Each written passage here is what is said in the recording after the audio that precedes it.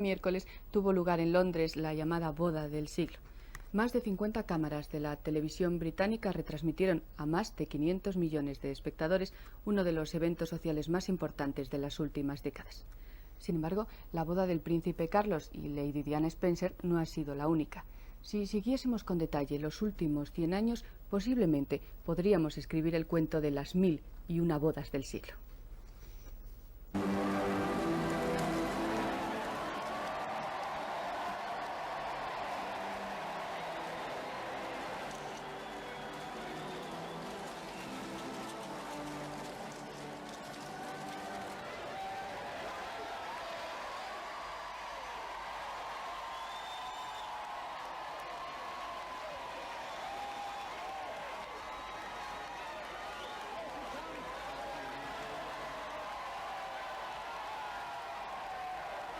El pasto que enmarca las grandes bodas del siglo suele tener el atractivo de hacer vivir en carne, hueso y joyas el mundo de los cuentos de hadas, al menos por un día, el de la boda.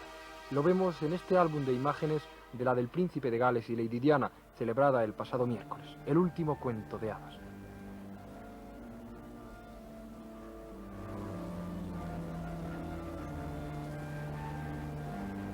Sin demasiado esfuerzo de imaginación, el ambiente, cuidado en los más estrictos cánones de la grandiosidad ornamental, traslada al humano de a pie a las historias de príncipes azules y princesas inmortales, de hadas buenas, brujas y hasta cenicientas. Y a veces, el cuento hecho realidad no lo es solo en el ambiente. A lo largo de este siglo, cenicientas y cenicientos han protagonizado historias que han terminado en bodas calificadas por periodistas como del siglo. Como en el cuento, algunos hombres y algunas mujeres se han visto aupados hasta el trono de un país gracias a una boda en el momento justo con la persona necesaria. Los tiempos también cambian y ya no está tan mal visto que reyes y reinas hagan promesa de vida eterna con seres que no son de sangre azul.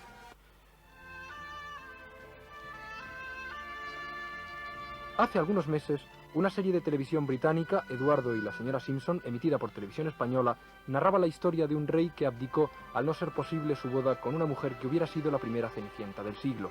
Él era Eduardo VIII, rey de Inglaterra. Ella, una norteamericana 2 veces divorciada, llamada Wallis Warfield. Las estrictas reglas de la Casa Real británica, que impedían, entre otras cosas, la unión entre un príncipe y una divorciada, la oposición de la Iglesia anglicana y la negativa del gobierno y el Parlamento a aceptar aquella intención de compromiso, forzaron al rey a optar o por la mujer o por la corona. Alberto Eduardo, príncipe de Gales, había accedido al trono el 20 de enero de 1936, a la muerte de su padre Jorge V. Renunció el 10 de diciembre del mismo año, con un mensaje de despedida a la nación, que es una de las alocuciones más impresionantes que la radio ha tenido oportunidad de transmitir. Pero quiero que comprendáis que al tomar esa decisión, no olvidé al país ni al imperio. Al día siguiente, el exmonarca salió de Inglaterra con destino al exilio francés y a los brazos de quien tiempo después sería la duquesa de Windsor. Se casarían el 5 de junio de 1937. La segunda página de nuestro especial cuento de hadas tiene una protagonista nacional. En 1960, el rey Balduino de Bélgica, solitario y tímido, anunciaba su compromiso matrimonial con una joven dama de una oscura familia aristocrática española, Fabiola de Mora y Aragón. Curiosamente, días antes, en un fabuloso alarde de anticipación periodística, la prestigiosa revista francesa Paris Match acababa de anunciar la decisión del soberano belga de ingresar en la orden religiosa de los trapenses. Esta boda, fastuosa como corresponde a su categoría de boda del siglo, se celebraba el 15 de diciembre de 1960 en la Catedral de Santa Gúdula, en Bruselas.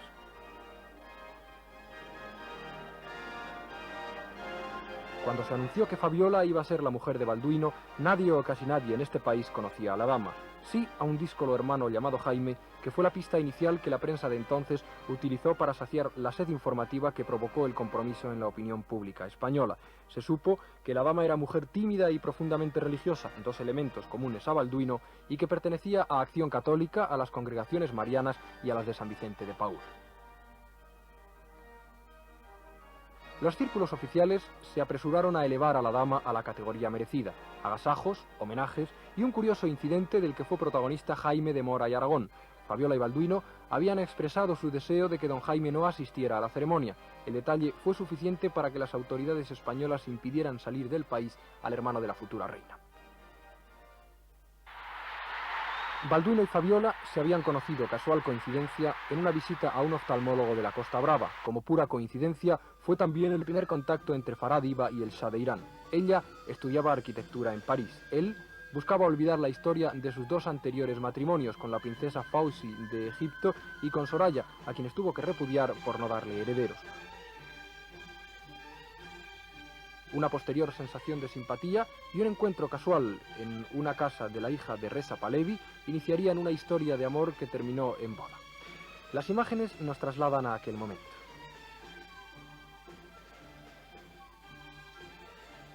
Años después, la estudiante de arquitectura se convertiría en emperatriz.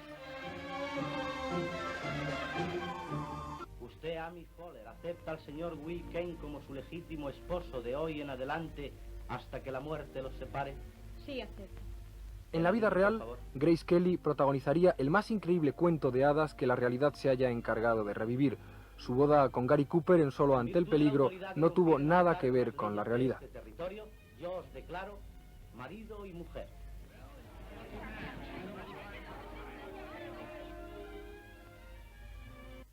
Estas imágenes fueron tomadas el 19 de abril de 1956 en Mónaco. La hija del rey de los ladrillos, su padre era un poderoso industrial del ramo, la Grace de Filadelfia, la preferida de Hitchcock, que 2 años antes había ganado un Oscar, se casaba con el príncipe Rainiero de Mónaco, gracias a la intensa labor del padre Tucker, un norteamericano capellán entonces del Principado. Grace rodaba en Mónaco junto a Cary Grant atrapa a un ladrón bajo las órdenes de Hitchcock. Se enamoró del Principado y del príncipe.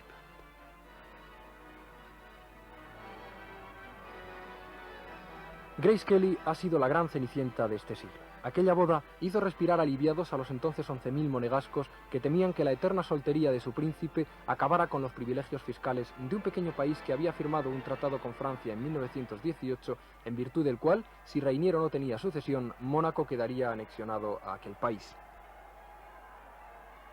El mismo Marco Monegasco vivió el 28 de julio de 1978 otra de las grandes bodas del siglo.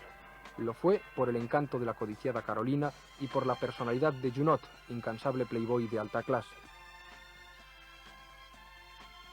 Lo es hoy por el desenlace final de la relación, casi 2 años después, al separarse la Bella y el Truán.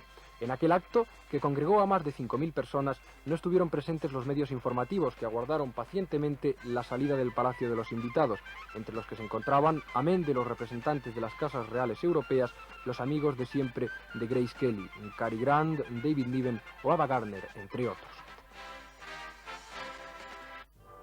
Tampoco la Casa Real Británica se ha salvado de matrimonios con plebeyos.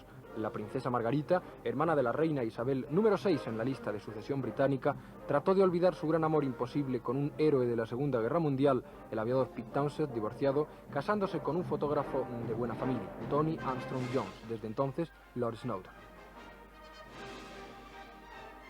En 1960 se celebraba la boda, 18 años después se divorciaba. Él había obtenido un título nobiliario, prestigio en la familia real, las fotos oficiales de la boda del príncipe Carlos y Lady Diana son de él, y un cartel profesional inalcanzable sin aquella boda.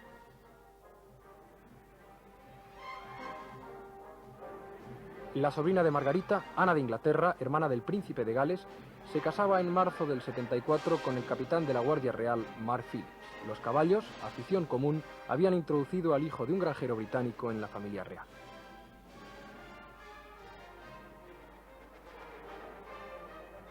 El pasado miércoles, el mundo entero presenció otra de las llamadas bodas del siglo. El marco, como siempre, de ensueño. El ambiente, ostentosamente real. El mundo vivió una vez más un cuento de hadas de los de toda la vida. Si hubo, si hay Cenicienta o no en esta historia, es algo en lo que ni los propios cronistas se ponen de acuerdo. Volveremos a presenciar otra boda del siglo. La historia se volverá a repetir.